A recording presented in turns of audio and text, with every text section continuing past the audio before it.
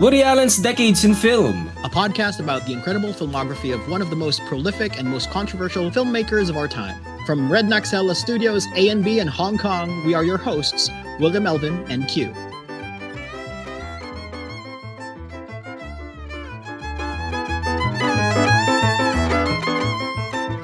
Welcome everyone, this is a special episode of What Woody Do, where we look at the films of Woody Allen and see them from a fresh perspective. Here with me is Q. He hasn't seen the movies, but he is commenting on it as we watch the films. And Q, as you know, we received actually a lot of good feedback from our listeners.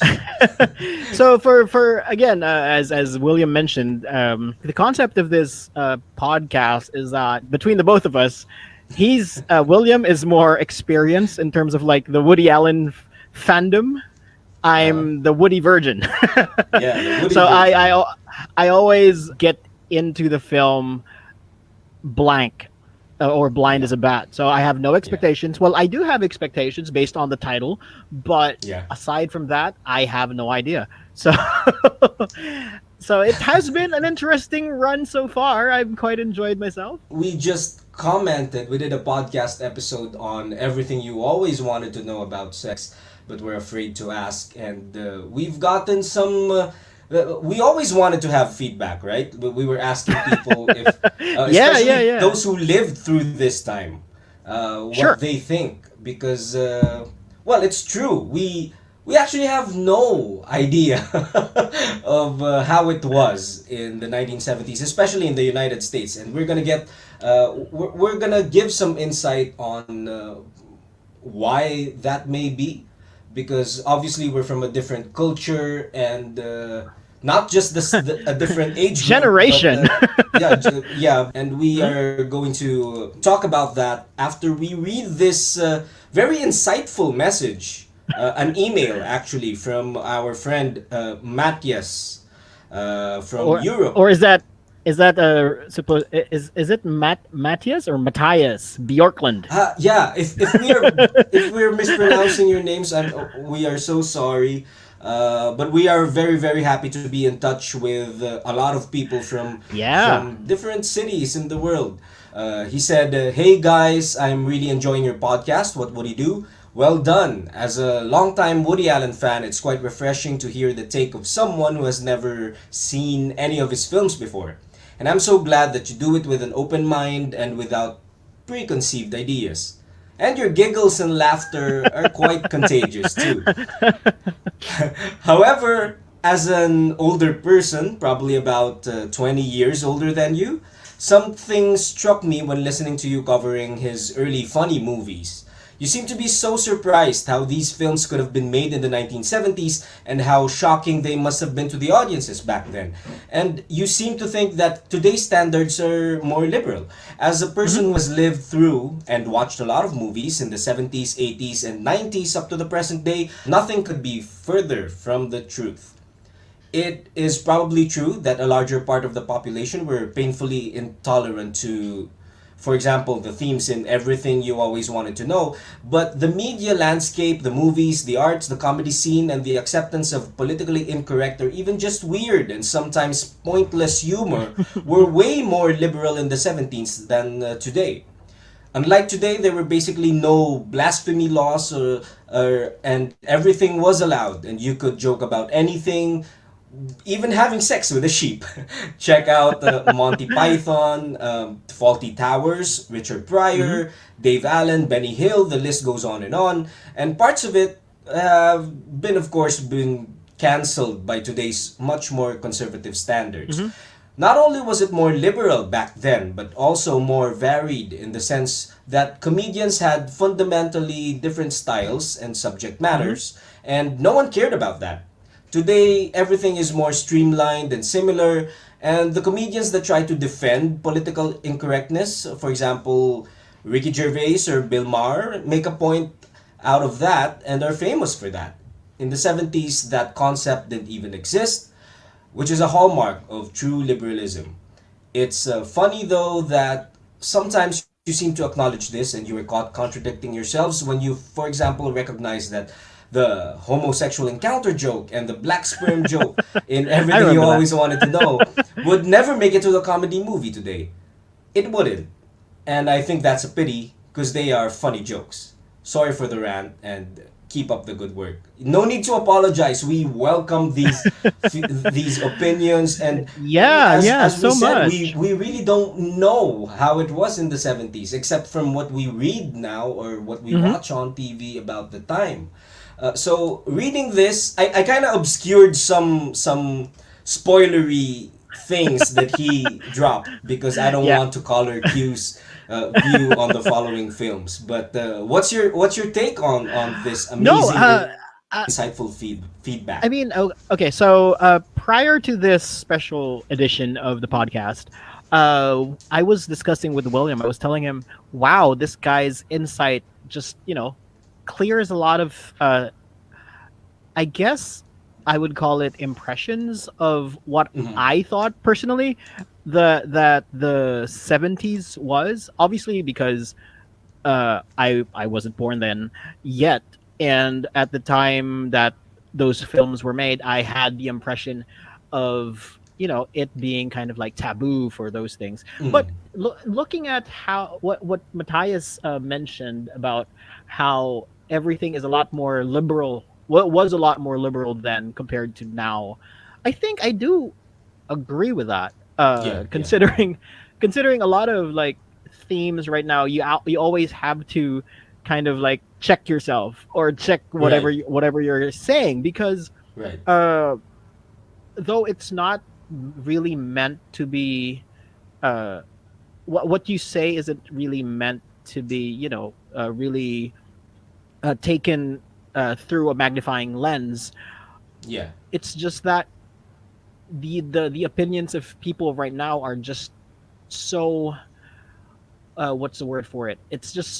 It's very easy to let out a tweet or a message on yeah, Facebook or a right, status message, and you influence a whole bigger audience through that, especially and mm-hmm. particularly if your voice was uh loud loud enough.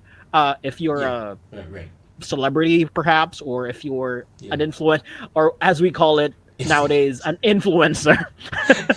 So Influencer, you can't just politicians, maybe, you yeah, know. Yeah, exactly. And at that time I would think, because technology and social media wasn't even a thing. I mean, computers weren't even a thing.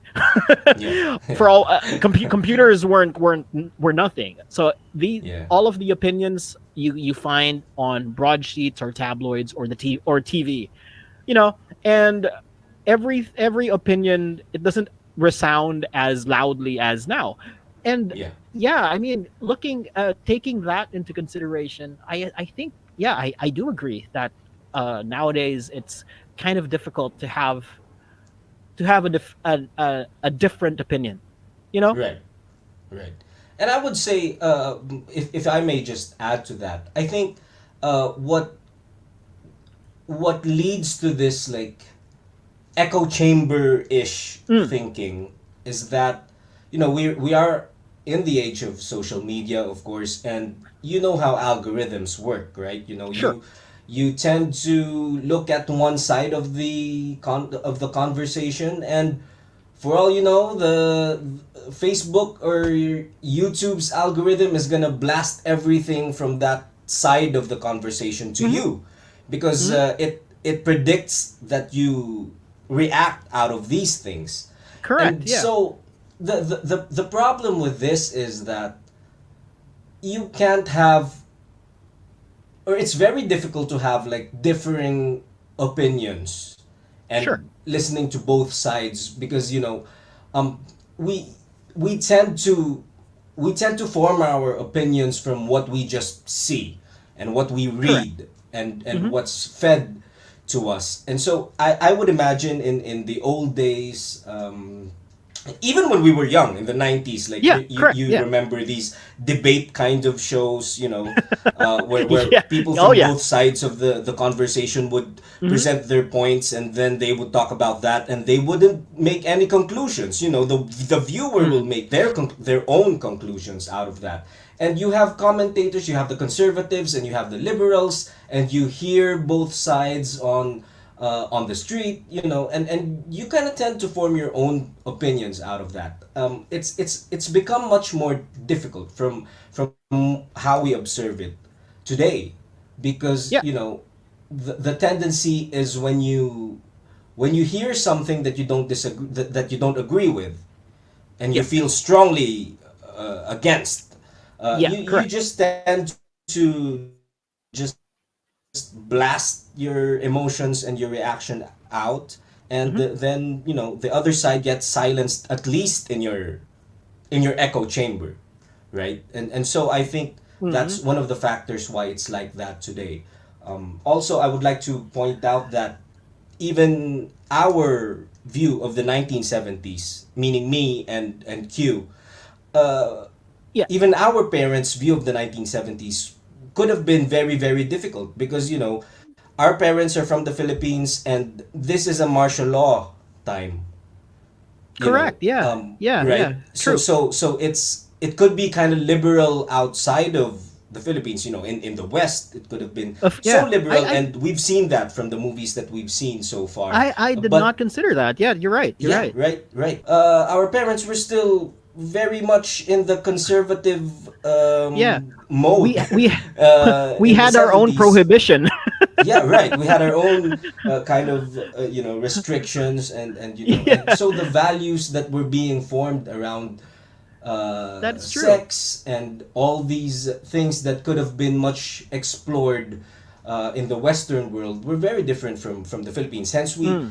we hear stories from people from the 70s, like from our parents and our grandparents, that it was a much more conservative time, and Yeah. And I mean, probably could be like that. considering also that the Philippines generally is a very Christian nation, Right. and I mean, just that. I mean, when you mentioned that it was the martial law era of the Yeah. Philippines when these films came out, yeah, you're right. It really is was a lot more conservative, considering uh like the situation then, uh and just the overall like culture of the Philippines at the time. I mean, Right. we're not particularly the most open culture Yeah, in the world. that's right. Yeah. Although I would think that there are a lot of radicals also uh in like in society, in the Philippine society at least. So yeah, I mean it's a lot to think about and a lot to process. Thank you, Matthias, for Yeah, yeah, yeah. this insight. We want to hear more from Matthias and everyone who's listening. We've had over 140 to 145 as of the last time I checked, Woohoo! plays on our podcast, and another set of that number on Hmm. YouTube. So Oh, we nice. probably have like 300-ish listens by the time we're recording this podcast episode, this special episode. I would also like to point out, we in the Philippines, we're no strangers to pointless humor. We've had like absurd Oh yeah. humor. Until now. If you've seen, I know some of you listeners could have seen this, because I've seen this YouTube clip of Christopher Nolan's The Dark Knight, when when Bruce Wayne, Christian Bale, was Hmm. watching the television in the Wayne Manor, and he was Hmm. watching the Joey De Leon Batman spoof What? that they did. Yeah, Seriously? yeah. Yeah, yeah, yeah. Someone made that and put it out on the internet. Um, so that's the kind of humor we had in the Philippines. Uh, we had a very famous comedian dress up as Batman, and the villains are also comedians dressed up as Penguin and the Joker, and doing Yeah, I remember silly that. stuff. That's the that's a pointless humor that we've had, but it was never like I don't remember it being like this up until the early or the mid 90s, you know. The mid 90s had the sex comedies in the Philippines. I don't think we've had a lot of that during this era. No. We're talking about No. the 70s, right? And so this is a I would say this is a very very nice exchange of ideas and insight because as we do these episodes, you know, it gets deeper from here. Our next episode after this special short one is Sleeper. So after that is going to be Love and Death. And then we're going to go to Annie Hall. And that really, really excites us. We thank everyone for the positive feedback we've been receiving lately. Because we are also doing some other shows for for a media outlet here in Hong Kong, and that's more like a fun thing for us to do. You know, we sing, we talk about other stuff, but Yeah. this is like More it's mundane the most topics. right. This is the most intellectually stimulating show that we have been doing so far. So, what if they have other things to tell us? How would they reach us, Kip? Just give Easy. the So process. we have we have a lot of places that you can reach us on. Obviously, we are available on Spotify and on Anchor.fm. We also have our Facebook page, www.facebook.com/what would he do, and on Instagram, we have Instagram.com /what would he do _podcast. That's our Instagram, and then on YouTube. What is our YouTube? Well, they have to search for What Would He Do podcast. We don't have any. We don't have the required number of subscribers yet for us to Is have that our it? own Okay. URL. So, So you have to push that up to at least 100 for yeah. that to happen. Yeah. So Also, okay. So we almost forgot the guy who's been very generous enough to like put our audio clips in like right. the Yeah. I was quite surprised with that. Scotty, if you're listening right now, we appreciate it so much. So if you have more time, we welcome that, and we will reshare it, and we will, it's really, as I also told Matthias in my reply to his email, it's very hard for me to find another Woody Allen fan. You know, I only know one or two, and it's very very much it's a very very happy place for me to be discussing these films with all of you listening. So yeah, really really thank you. Yeah. So yeah, I mean, reach out to us anytime after the show if you have negative or positive remarks, or just want to drop by and say hi. You can always get in touch with us through our website. That's at www.williamelvin.com/what would he do. Obviously, you can send us an email like what Mr. Matthias did at whatwouldydo@gmail.com. And yeah, Bye for now, everyone. bye. That was today's episode of Woody Allen's Decades in Film, a podcast about the incredible filmography of one of the most prolific and most controversial filmmakers of our time. Join us again next week for another deep dive on the art of Woody Allen.